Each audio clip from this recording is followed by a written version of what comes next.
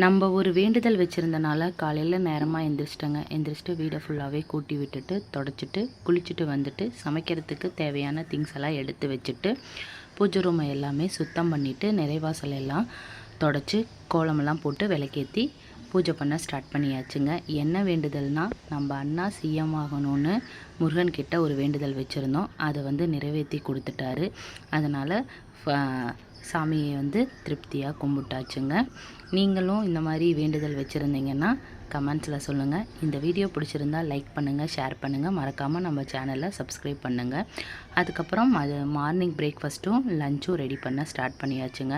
ஏன்னா அடிக்கிற வெயிலுக்கு 3 நேரம் கிச்சனில் நின்று சமைக்க முடியல. அதனாலவே பார்த்திங்கன்னா காலையிலேயே பிரேக்ஃபாஸ்ட்டு லஞ்சு எல்லாமே ரெடி பண்ணிடுவேங்க.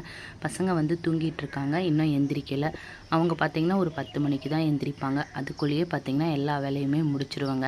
அப்போ தான் அவங்க எந்திரிச்சாங்கன்னா அவங்க ப்ரஷ் பண்ணிவிட்டு அவங்களுக்கு பிரேக்ஃபாஸ்ட்டு கொடுக்கவே மணி ஒரு 11 மணிக்கு பக்கம் மேலே ஆயிடுது. அதுக்கப்புறம் சமைக்கணுங்கிற ஒரு இன்ட்ரெஸ்ட்டே வரமாட்டேங்குது. அதனாலேயே காலையிலேயே இந்த வேலை எல்லாமே முடிச்சிருவாங்க. முடிச்சுட்டு இன்றைக்கி பிரேக்ஃபாஸ்ட்டுக்கு இட்லியும் கத்திரிக்காய் முருங்கைக்காய் சாம்பார், அதுக்கப்புறம் பீட்ரூட் பொரியல், ரசம், தயிர். எங்களுக்கு பல இது தாங்க வச்சுருந்தோம்.